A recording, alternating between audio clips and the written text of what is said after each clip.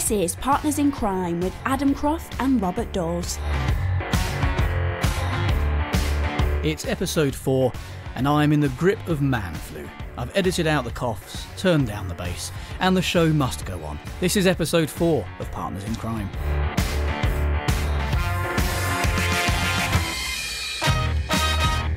Welcome. How are you this week, Bob? I am very well indeed. Thank you very much. Good, it's been a very busy week and quite exciting. Ooh, I wish I could say the same. I feel absolutely dreadful. Yeah, well, you look all right to me. Are you taking the Lemsip? I am indeed, yeah. I've spent the week trying to rest up and conserve my voice. Have you spent the week learning how to say Fontainebleau? Yes, I have. Good. Fontainebleau. Oh, you got the hang of it now. Yeah, I'm rather proud of myself for that. Yes, we had a lovely week. I've been looking at all sorts of things, and I've got a 3-in-1 in offer for you this week. It's a book by Dame Agatha Christie. It's a critique of that book. Dame Agatha Christie wrote crime Never novels. heard of her. Look her up. And also a critique of one of her most famous novels, a Poirot book called The Murder of Roger Ackroyd, which all crime fans will probably know. This came out of a conversation with my son Ben, and he was saying, well, I don't really read crime novels at all. I'm 17. What would you recommend? And he hadn't read any Agatha Christie. So I thought, well, the perfect place to start is probably The Murder of Roger Ackroyd, the third in the Hercule Poirot series with him as lead detective. It's about, for those who don't know, Poirot retires to a village near the home of a friend he met in London, Roger Ackroyd, who agrees to keep him anonymous as he pursues his retirement project of perfecting vegetable marrows. I must give that a try.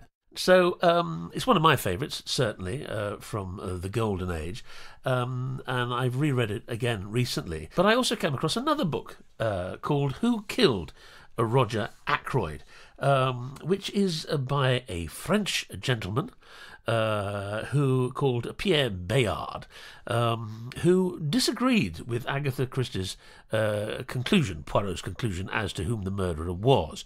The punctilious Belgian detective's explanation he considers is as motiveless as it is impractical. So this is a starting point for Pierre Bayard's book, The Killing of Roger Ackroyd. And it's an affectionate tribute to the Queen of Crime. Bayard asks the question, might Poirot have got it wrong? And if so, why might he have been mistaken? Did Christie herself understand the ending of her own book, or was she too being manipulated by a certain device she uses, which I won't spoil for anyone who hasn't read it? In a display of literary intrigue, I think, worthy of, Umberto Eco or John Sutherland, Bayard plots his own solution. And it's a fascinating book, an incredibly good critique, but it's also been made into documentary, which is my 3-in-1 thing. So it's an original book by Agatha Christie, it is another book written by Bayard, and it is a documentary, which is available, I think, still on Sky Arts. Agatha Christie versus Hercule Poirot, in which Bayard hires a theatre in Paris, hires actors, and meticulously goes through the entire plot of the murder of Roger Ackroyd and comes to another conclusion as to who might have done it. So there we are. It's been a fascinating journey. I've enjoyed it very much. But in the meantime, Ben is going to sit down and read the original fiction by Dame Agatha, and hopefully we'll enjoy it. Whether he likes it or not. Whether he likes it or not. Now, something else I'm quite excited about at the moment is we're currently sitting here sipping tea out of our brand new Partners in Crime mugs that we've had made up. Does it improve the taste, do you think? It improves my ego. And I think they look absolutely fantastic. I'm not quite sure what the connection is between Partners in Crime and a pair of mugs. But, well, I don't know, at least they didn't get a G where the C is. That's the... Partners in Crime. It took me a minute to get that, yeah. So no, they look very nice, I have to say, very tastefully done, as everything that you tend to touch is tastefully done. Well, I Adam, try. And thank you very much. I walked in today and it was a gift for me, so it's going to go home and I'm going to have my early morning green tea in it.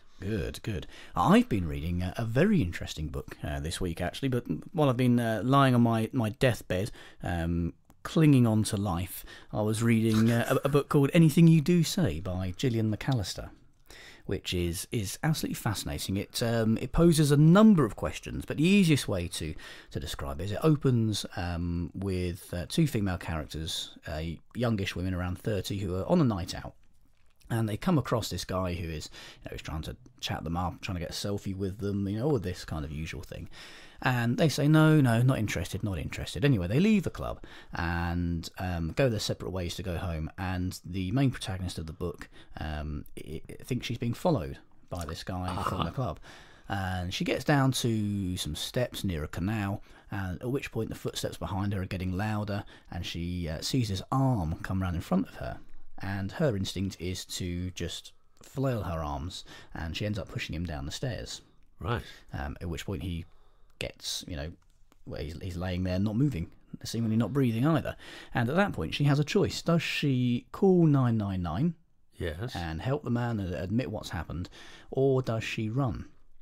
At which point the book diverges in two different directions, and the chapters alternate between chapters entitled Conceal and chapters entitled Reveal, and the two storylines run concurrently, and you see what happened depending on whether she stayed or whether she ran. Oh, so it's a sort of sliding doors scenario. Yeah. There's the two. Well, it's one storyline, but two storylines. It splits off into these two alternate realities.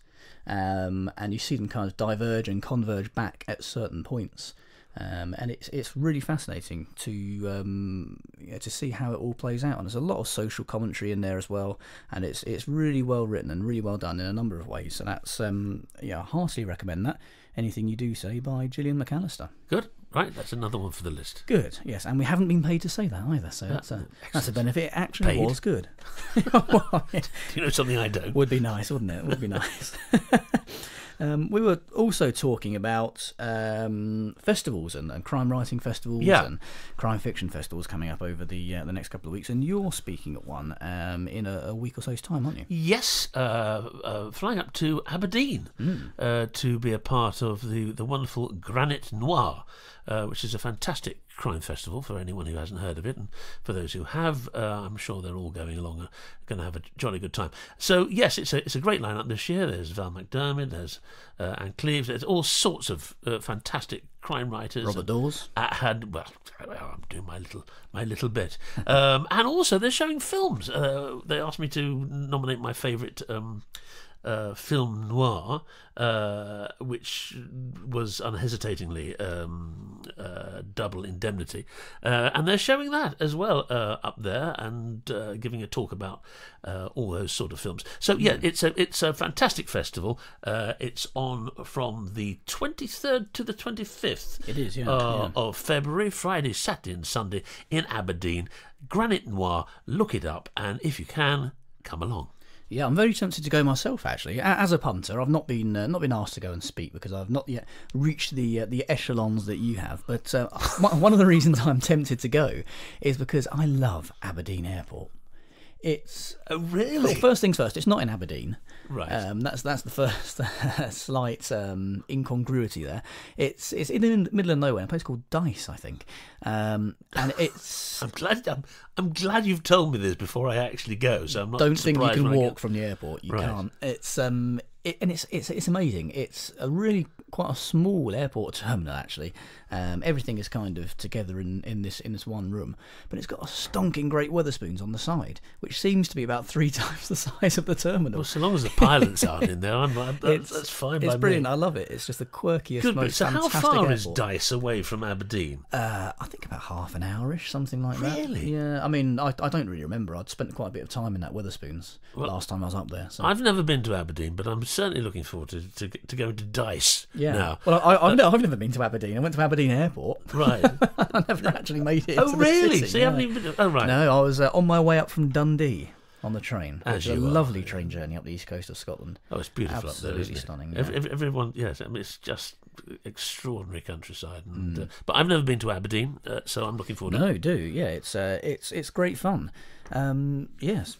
So that's not the only one we're going to be at. We're going to be at the Books on the Beach at Scarborough. We're sticking to the east coast of England and the east coast of Scotland with these festivals, which that's another great festival, which we'll talk about on another podcast. Absolutely, yeah. I'm doing London Book Fair as well in April, which it's on the same week as Scarborough, so I'm barely going to be home.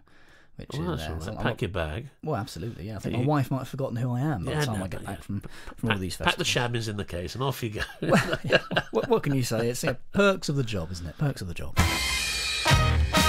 Now, we've got a fascinating interview coming up on today's show, one I'm sure you're going to love, with Roger Simonsz, who will be speaking to us about turning Spiral into the top French crime drama it is today, working within tight editorial constraints on Death in Paradise, and how he shaved a stuntman and put a fat suit on him before shoving Bob out of a window. But before that, you're laughing away there, aren't you? You're trying to hold it in. I didn't tell him I'd written that bit, you see. Oh, what you go through. Oh, I know. Before then, I should let you know that at Kobo, there are more than 5 million titles available. More than 5 million books you can get your hands on. If you have enough time to read them all, you can head over to kobo.com, and if you enter the promo code CRIME at the checkout, you get 90% off of your first ebook at Kobo. So just go to kobo.com and enter CRIME at the checkout to get that. So, consistent with our desire to bring you guests from all areas of crime fiction, from all platforms too, books, film, TV, radio and audio production, we have a special guest today who straddles 2 great crime dramas, Spiral, Engrenage and Death in Paradise. And in these he wears 2 different hats, as cinematographer and director. Now, speaking to us from his home in Fontainebleau, just outside Paris, welcome to Partners in Crime, Roger Simonsz. Roger, how are you? Hi. Well, very well, thank you. What a lovely introduction. Well, it's lovely to be talking to you. What's the weather like over there in France at the moment?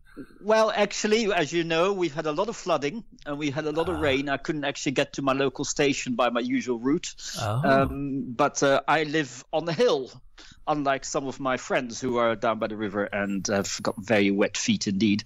But, you know, if they will build on a floodplain, I can't say anything about that, really. Well, I know Paris was having all sorts of trouble with the River Seine and what have you, and famous statues being covered in water. So it's, I think this is a problem that people are facing all over the world. But talking about Paris and the dangers of Paris, rising river levels, etc., we move to the crime area. I have to say, Spiral, Engrenage has been one of my favourite, if not my very favourite, crime series since it began. I mean, I first got into it in 2006 when it was shown on the BBC over here, and it's now showing over here in its 6th episode series, and I think it's the most wonderful series. It's gritty, it's passionate, it's beautifully shot,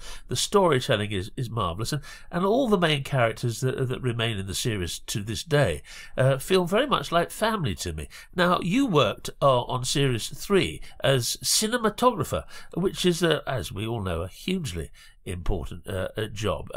So can you tell us a little bit about what attracted you to working on Spiral in that capacity? Well, it was a great honor to be asked in the first place. I had actually been asked to do season 2, but it clashed with a feature that I wanted to do, and so I didn't do season 2. And then they asked me again to do season 3, the second part. And that was, I had followed it. It's on Canal Plus here in France, which is a subscription channel. Which I don't have, so I had to sort of watch DVDs and I'd heard about it. And it's interesting because you might remember, I mean, it had quite a sort of clunky start. It took a while to find its feet. And I think one of the things that I noticed as I'd gone through watching season 1 and 2 was that there was a remarkable sort of lack of visual incoherence, lack of coherence rather. Every director brought their own DP in, and DP is director of photography, and the style just changed. That you noticed it sometimes halfway through, and then the new director takes over. Now the audience doesn't know this, but suddenly the whole style changes. You think, hey, I recognize those characters, but it doesn't feel like the same show. And as I worked on quite a few other TV dramas and stuff, I kind of got the producers and the channel and everybody who was involved in season 3 in a room and said, well, look, doesn't matter how we do it, let's at least all do the same thing. And luckily the DP who started the series, who is was actually a good friend of mine, and is Norman Jewison, who's been in the business a long time. We basically decided together, well, let's try and do it this way. So it was decided to kind of handheld and have a certain look and a certain coloring. So at least that when our team took over from their team, it didn't feel like there was an enormous break in style, and you could just watch one season without it feeling like you're watching 3 different series in one go. That's fascinating, because I have to say, I mean, I didn't notice in series 1 and 2, it's not to the naked eye anyway, any disparity in necessarily style, but I do remember thinking that Spiral really kicked in series 3, and I'm not just saying that because I happen to be talking to you today. I mean, I really did. So that explains a lot. That there was that you came on board and you all got together and you said, right, let's get this style, the style of this program, the way we make it, the narrative drive of this program consistent. Do you think that's carried on to the present series? I'm watching it now. It seems to have a fairly similar style. So maybe they adopted that from series 3, and because it works, they've run with it. Obviously, different directors and cinematographers bring their own particular areas and talents to bear, but it seems to be pretty consistent since then. Yeah, I think it is. It's interesting because they did ask me at the end of season 3 if it would help them. They didn't actually have a Bible. Most series have a Bible, and the Bible tells you the style and the characters and the background, and most directors get given this to read when they started, so everybody can be on the same page. And they didn't actually have one until they wrote one after season 3, and I was asked to kind of contribute to the to that part of it. So maybe they've been following that through. I mean, I myself haven't been involved since then. I did organize all the tests because my part was still shot on film, and they wanted to go digital, and so we did a whole blind test one day outside of Paris in the police station set with the real actors, with a whole host of different types of cameras, so they could then decide which camera to decide on to start going into digital. So that was, but since then, I mean, I watched so far I've only watched the first episode of the last season. The only thing that I noticed, which I thought was a bit of a break, was the fact that normally it starts with a crackingly horrible murder of some sort, and yes, they find some horrible human remains, and suddenly we find ourselves, with Laura in the incubator with the baby, and I felt that was a shame. I mean, I don't think they shouldn't have had that scene, but I personally, had I been involved, I wouldn't have opened with it. That's interesting because I found that quite affecting. I mean, at this point, I should explain to people who may not have seen a single episode of Spiral. Like me. My colleague Adam here. I mean, it's set in Paris and it follows a team of investigators for the Paris police force, led by Captain Laure Berthaud and her team. It's very gritty. A series 3 which you worked on was subtitled "The Butcher of La Villette." Is that how you pronounce it? That's right, La Villette. Yeah, which was an investigation into, on one level, a serial killer operating in Paris. And one of the things that I think are particularly special about Spiral Engrenage is that it introduces someone who isn't French to the whole structure of crime investigation and law and order in France. And it's a very, very different system to that carried out in certainly in the UK and America and other countries, where instead of an investigation into a murder being carried out it is carried out still by a detective, a police detective, the investigation is run by a judge. Which is absolutely fascinating. And I think one of the great successes of Engrenage is that it never spells out the system over there, but it makes it very, very clear. I was watching it last night, and I was so impressed with the clarity of narrative, the ability to deal with complex legal situations and investigative police procedure with great clarity, without patronising. They just get on with their job, and I think that's one of the triumphs of it. Secondly to that, I think the acting and certainly the script is quite exceptional. And as I said earlier, they feel like family to me, the leading characters. And that's why with Lourbeteau, Captain Lourbeteau, starting series 6 with her baby after the near tragedy at the end of the last series 5, giving things away now. I found that very moving. And I find lots of it very moving. The Judge Robin, I find an exceptional performance, and Gillot, they're all fantastic, and you get involved in their worlds with such clarity and such an emotional depth. And that's before you even get into the intricacies and extraordinary tensions of the murder investigations themselves. I'm going to stop talking now. Well, you're absolutely right. And what is interesting also historically of that drama. As I said, it's on Canal Plus, which is a subscription channel. And now I don't know if you remember further back, subscription channels in the beginning didn't make their own drama, so if they did this one-off. And then HBO started with Oz, which was a fantastic prison drama, which kind of prove to subscription channels that actually if you make your own original drama, you have a benefit that no other channel has, which is you have a captive audience. They're not going to walk away. They've already paid their ticket, so you can put anything in front of them and take that risk. Whereas before, the model was, well, we put this on and then we keep watching the audience figures, and if it drops, we better pull the show. Certainly in America. And that kind of, it gave a sort of knock-on effect to other subscription channels saying, oh, maybe we should do their own original dramas. And Spiral, Engrenage, was the first one that Canal Plus did. Now they've got more. They've got Bracco and Mafiosa and Baron Noir and a whole host of other series. And I think they're involved in The Tunnel and started doing co-productions and stuff. But Spiral was really the first one. And Son and Lumière, who produced it, had done a series before called Avocats et Associés, which is sort of LA, Paris law, as it were, rather than LA law, because the daughter of the producer, it's actually a family-run firm, is a lawyer, and so she's also the one that came up with the idea of Spiral. You'll see her name; she's always at the front, Alexandra Claire. She's always at the front credits. A series devised by, and you're absolutely right. I mean, it gives a fantastic insight into the French judicial system, which is so different, but it gives it in a very clear way. Because if you say to anyone known outside of France, well, we have this investigative judge who doesn't know what. And what is also interesting, and you see this in the start already of season 6, in the French system, that principle of the investigative judge works on something called intime conviction. That means that his own feeling is right. He is actually the right to say, I don't feel this is right, whether he's got the evidence or not, and pursue something.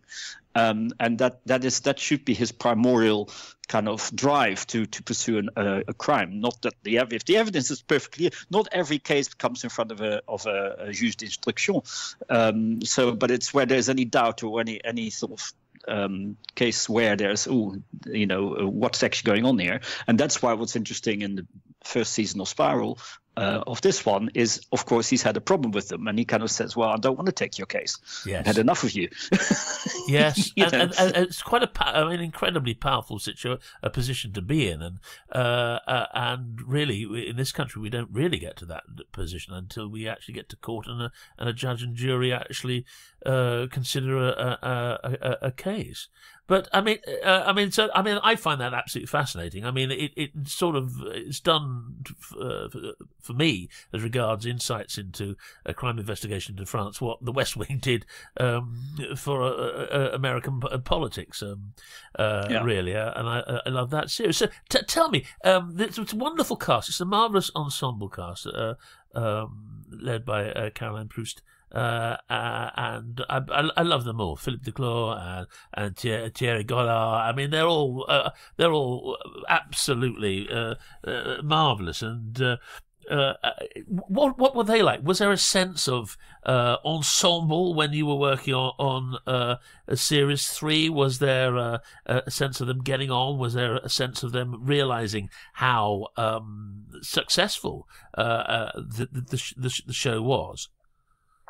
Well, they get on very well, all of them, which is fun because in a way, also, this series started a long time ago because they don't do one every year. There's the gaps are usually a bit bigger than that. So the first one, they were all unknown, apart from actually Greg Fitoussi, who had already, but basically Philippe Duclos was known as a theater actor and had done some one-off TVs, but none of them had actually really been big parts in long-running series before. There was quite a risk to take, and in the process of, they all became quite big stars. Certainly Audrey Fleurot, who then went and did a few features, is now a major star in France, but she still comes back and does Aspire.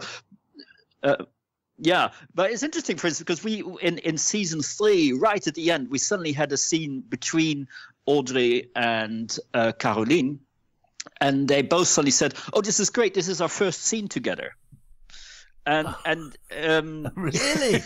Yes, and that really at the end, somewhere in the middle there was this clash in the sequence where Greg is accused of being a child molester and he gets arrested, and then she comes to rescue, and they finally meet in the corridor. But actually, in that whole season, it's the first time they actually interact. So it's not it's if you look at it, it's quite often it feels cohesive, but quite often the judge is in his office doing his thing, and Laura and the team are out doing their thing, and the two lawyers are out doing their thing, and it's not actually that often that they interact. Well, what I also love is there's a total lack of vanity with the project. You actually feel that this is as authentic as you can possibly get. The whole look of it, the way it's shot, it's very often one of the stars that you may have very well instigated is very much like you're observing these scenes, these characters just carrying on, instead of the sort of what happens in certain other shows is where you're very aware that you're being led. The show just seems to develop, and it's obviously very brilliantly plotted. Each scene, be it a personal, emotional scene or a case-related scene, have tensions in them which have a beginning and a middle and an end. But basically, you're looking at characters developing, emotional characters, and the actors inhibit their part so wonderfully, and I think that's one of the reasons it remains, to my mind, such an outstanding success. What's filming like in Paris? Is it? You film all over the place. I mean, I filmed with you in the Caribbean. You filmed in London. You filmed in or whatever. Is it recognised as a big success in France now, hitting the streets of Paris with Caroline Proust and the guys? Would that be a problem these days with crowds watching and fans? No, actually, I not as bad as I've shot a few series in Paris, and one of them was Gossip Girl, which is a big American show, and the other one was Sex and the City. And there, you get followed by crowds and paparazzi, and no, nothing like that. Well, it's partly because the joy for me, having done those other series to do Spiral, was for once I didn't have to film the Eiffel Tower. I mean, you never see neither the Eiffel Tower or the Arc de Triomphe, all those sort of big touristy places that always crop up in everything else. Yeah, the cliche setting of scene. We are in Paris, Big Ben. Yeah. We are in London. Yes, I know. Exactly. You'll never see that in Spiral. And we really are in the sewers, in the backwaters, in the and in the underbelly of Paris that nobody ever sees, and quite often not even in Paris, just on the outskirts, on the other side of the périphérique, what they call the proche banlieue, in those sort of areas. But I think you picked up something. You picked up on the realism of it, and I think there's a couple of elements that help. That is that we do shoot it like a documentary in a lot of ways. So it's handheld. It's like do the scene. And at one point, I think we pushed this in season 3. We I said to the director, but wouldn't it be fun? There's a moment where the judge goes and does an investigation. He basically he goes to somebody's house. He does a perquisition, as they say in French. Basically, with an equivalent of having a search warrant, and he comes unannounced with a team, and he searches somebody's flat, and he does this to the mayor. In this dodgy mayor in season 3, and I said to the director, wouldn't it be fun? Why don't we just not rehearse it? Let them get their lines right. But this judge has never seen this flat before. He's been tipped off. He knows where he's going. And I basically lit the whole space. And I said to my operator, who Sebastian, and I said, listen, you're not going to see it, and he's not going to see it. You're just going to follow him. So take 1 was totally unrehearsed. It was just, they knew what they had to say. The judge knew what he had to look for, which cupboard, because he'd been tipped off, but he had never seen that apartment before. We just kept the actors out of it. Not the people living in it, but we kept the actors who going in it for the first time out of it until take 1. Well, that's terribly exciting. And that obviously adds to the sense of spontaneity and excitement and edge that again is a trademark of the show. Adam. Yeah, and something I wanted to ask you, Roger, is that your style is incredibly versatile, and even within the kind of the crime genre, you've worked on shows like Spiral and Death in Paradise, which both have completely different styles, even though they're both ostensibly crime. Something I wanted to find out about, Death in Paradise, to me as a viewer, seems like it's quite a formulaic show. It's a working formula, but it is quite a tight formula. Whereas Spiral, from what you've been saying, you have a lot of creative freedom there. I mean, how does it affect you differently working with those different styles, and how does that kind of tight formula of Death in Paradise affect the creative freedom that you had working on that show compared to Spiral? That's an interesting question. A style, to me, is usually when the style that gets set usually in the first season by that sort of team, and then you take it over. If you come in and you have to follow a particular formula, sometimes that can also be liberating, because in a way you have the boundaries. So okay, I can't go further than that. I can't go further than that. They don't like this. They don't like this. Okay, well, let's see what I can do within that. Any artist works within boundaries. You can do a painting of 30 centimeters squared or 2 meters squared, or so it is. And it's not a bad thing necessarily as a creative person to have certain boundaries. And then the trick comes, well, how can you make this more interesting or more exciting within those boundaries? The trick is not to fall asleep at the wheel and say, well, I know where this car's going, but try and keep it still a kind of an interesting ride for the audience, and that they follow you. Because indeed there's nothing worse than watching something you think, oh, well, this is exactly the same as last week's episode. It's the same as last week's episode. And of course that needs to get overseen by, people we call the grown-ups. Because when I come in and do Death in Paradise, I do 2 episodes. I can't start saying, hey, hang on a minute, the episodes after me are exactly the same as mine. I don't have a view on that. I need to make sure that my episodes are, to my standards, the most interesting. And, you have a little internal rivalry with your colleagues, hoping that you're going to do the best episode. Well, and also it's it's an extraordinary thing. I mean, Death in Paradise continues to be one of the top 3 popular programmes on British television. And its job is all the more impressive, I guess, because it, within an hour, less than an hour, each episode has to tell a complete story. And that story it's a formula-driven show. Every episode is pretty much the same in its formula. And do you think audiences find comfort in that? Well, I don't know. It's interesting when you watch the different. I think there's, globally speaking, there seems to be a sort of difference between the way the Americans do it and the way the English do it. I've watched, for instance, Dr. House MD, for all its seasons, and I thought that was absolutely brilliant. I mean, in a way, it's you could say it's a crime drama because it's almost like a medical detective series. But they keep throwing things in and they keep changing it. And what they do in America, there's always they're usually locked in 5 seasons. Everybody signs a contract, and then it starts to take off, and it takes off well or it takes off not so well. And the British approach seems to be, we've got a show, we're not going to change it. It works well.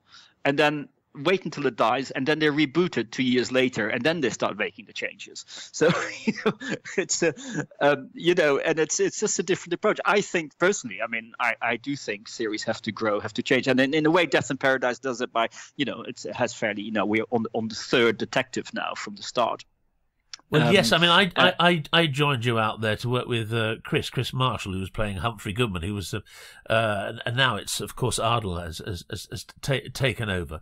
I must say, I mean, it was a great show to do. It's the only television program I've ever done when I've had to rehearse in my vest and underpants, because you couldn't it was so hot and humid, you daren't put your costume on till the very last minute, because after one take you'd just be soaked through. It has great challenges working over, because of course it is Saint Marie, which is the fictional name of the island in the Caribbean in which it is set on, but it is in actuality Guadeloupe. I was over there for a month, I seem to recall, which was had a wonderful time, and the first time I met you, this very distinguished, ladies and gentlemen, I have to say, this very distinguished gentleman, you have a lucky costume, I call it, because you went to work, Roger, as I seem to recall, in pale linen trousers, pale linen shirt, and a Panama hat. I thought you looked a cross between a very young George Lucas and the man from Del Monte, and I was, we immediately got on, which was absolutely great fun. But I was so impressed with the way you actually conducted rehearsals, because, again, we were all sweating and perspiring and what have you. So this idea of improvisation that you just mentioned you used in Spiral, which said, let's rehearse as little as we possibly can and keep the spontaneity. That's something that you used in directing Death in Paradise. Is this something that you pursue? Is this an MO that you use in all your work as a director? Yes, very much so. I always think that I say my job as a director is to kind of tell other people how to have fun. I kind of build the playground and say, there you go, now you go and play in it. I don't think my job as a director is to say, you say this line this way, you stand over there. That'd be ludicrous. And I've seen directors who work that way, and to me the result is never good. You kind of get a bunch of puppets in a predisposed sort of frame, and it doesn't never feel as sort of spontaneous. I'm not the one in front of the lens. The actors tell that story, the DP tells their story. Everybody is involved in that storytelling, and if I start telling everybody exactly how to do it, it's not fun. Then I'll always be making the same movie anyway. I mean, it's much nicer to see I can predetermine things. I can say, right, in this location, of course, the kitchen's there. You come from the kitchen, so you come from there. But if you land up at the counter, or see how it goes. And that's the joy of a rehearsal. Now, once we decided, of course, then you start getting all the equipment in, and then you need to start honing it down. And they say, okay, but at least it's a joint decision, so nobody feels uncomfortable in their role and where they are in the set. I think that's very important. Working with you, Roger, on Death in Paradise as a director, I was hugely impressed with great command of the technology of filming, which I think is marvellous. And you made it very easy because you're an actor's director as well. So, but the two things were very different. And, everyone felt very comfortable that we knew that you were getting what producers like to say, specific coverage. But you had all sorts. You had drones going up. You had cameras swirling all over the place. Very intense timetable when you work on these sort of things, but you made it seem very easy. Do you? Is that part of your style as well? Your homework. How much homework do you do on scenes that you're doing? Certainly, ones as complicated as a big stunt setup. Well, it was all very kind. Thank you, Bob. I mean, it's very kind, especially as, you stepped off a plane and we threw you off a balcony. I've been doing this for 35 years. I mean, nothing surprises me anymore. and a lovely throw it was too. And it's interesting because we do have a heck of a lot of technology at our disposal, and to me, but like you said, we are filming in Guadeloupe, so most of the equipment is actually shipped over before the season even starts. So it's not like you can say, oh, where's such and such, and somebody can go around come running down the road to Array or to Panavision and pick it up for you. So Yes. it's kind of a little bit, you have to play with what you've got. Now we had a drone, and for instance, we didn't really have a crane, so. The drone took over for where I maybe would have used a crane in certain circumstances. But for me, the primary drive is always the storytelling, because I don't want to impose technology on the story. And especially with crime, you have to be, you're talking about preparation. I always think the director has to know the script better than anybody, because it buys you freedom on the set. It buys you freedom if you're constantly on the set going, no, hang on, where am I in the story again?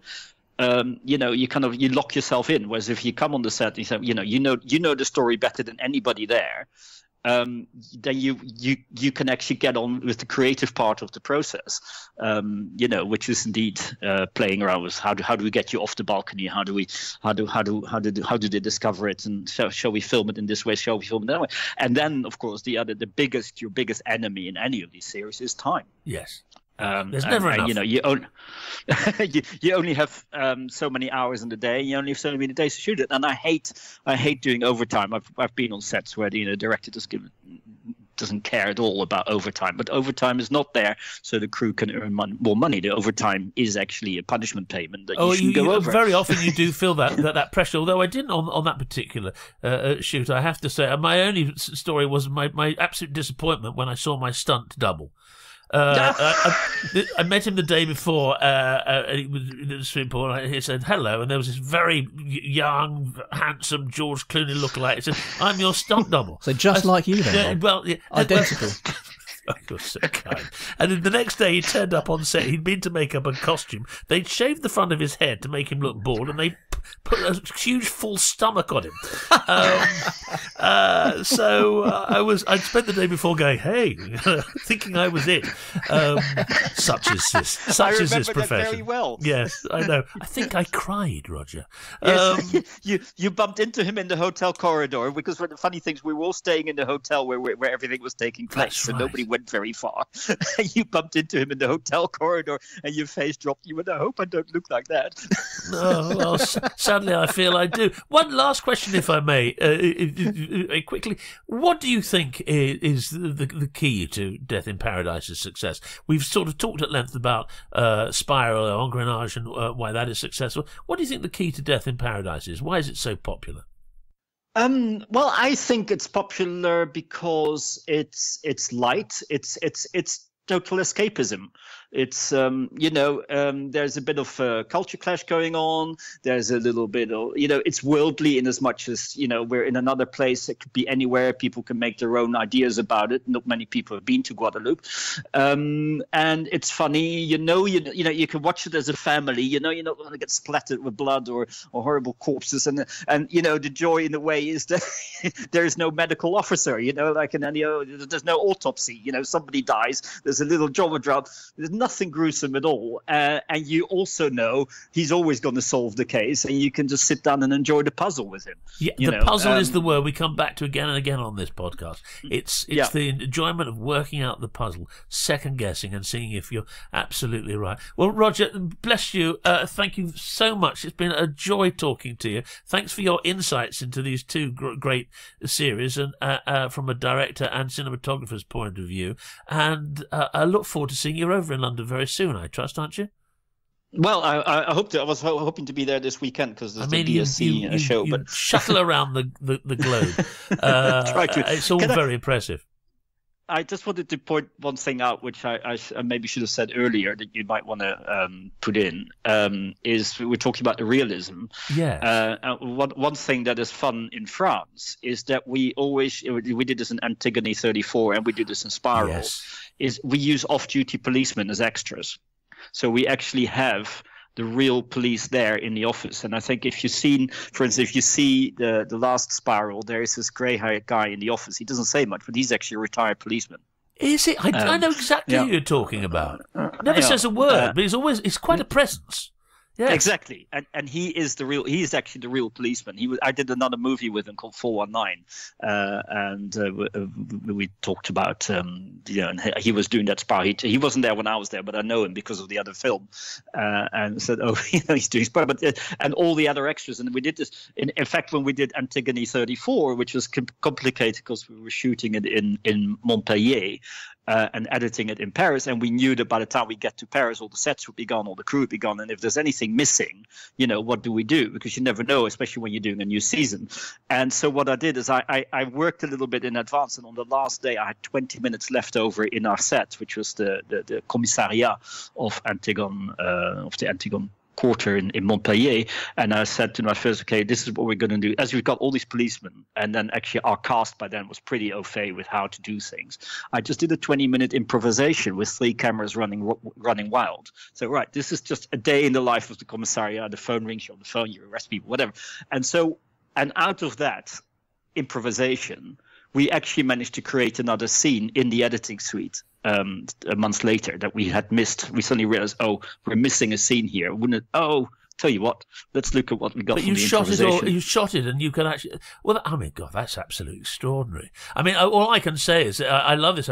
You're in a cop series. You're casting real cops, and I think that's absolutely wonderful and must add to depth and quality. Absolutely. The only thing I'd worry about is if that trend continues, we don't want you casting real serial killers.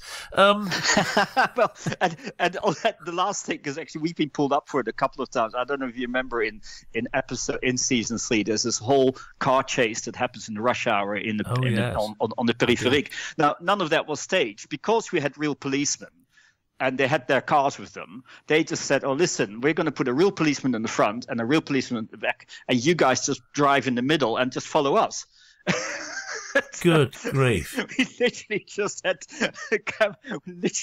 in the back seats with the cameras, and we barged through, rush hour Paris with the sirens blaring, and there was no roadblock, there was no low loader, there was none of that. We were just literally bombing around the Peripherique with sirens blaring in real life. So, well, I have to say, my experience of filming with you was quite exciting too. So anyway, I'm afraid that's all we've got time for today. So, Roger, all right. God bless you. Thank you.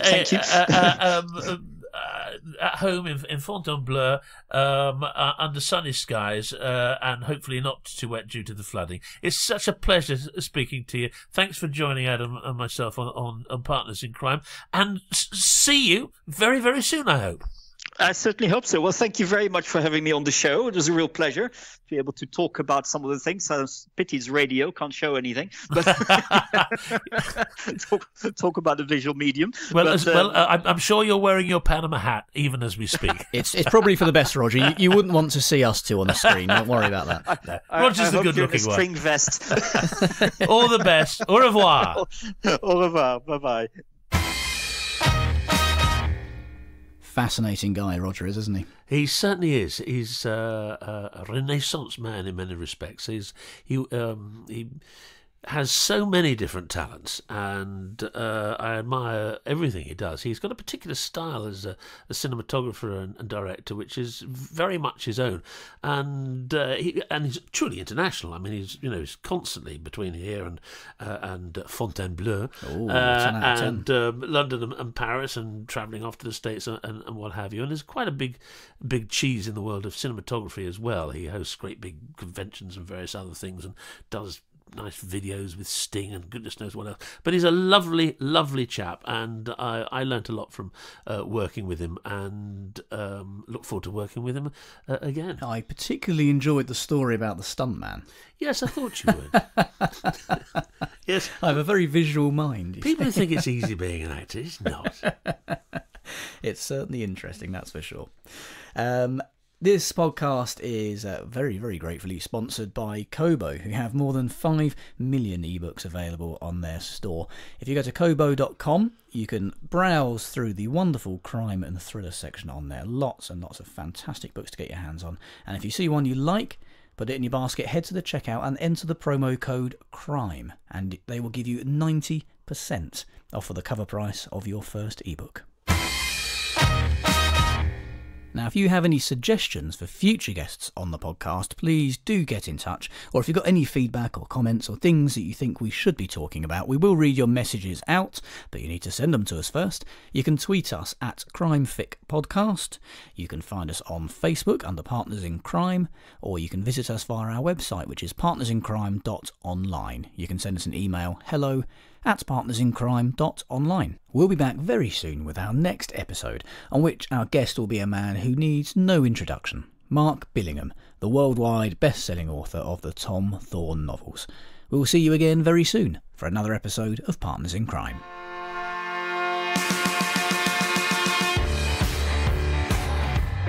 Partners in Crime was presented by Adam Croft and Robert Dawes and produced by Adam Croft. The theme tune was by the Caesareans. The Partners in Crime logo and imagery were designed by Stuart Beisch. Partners in Crime is sponsored by Kobo, your favourite local bookshop, perfected.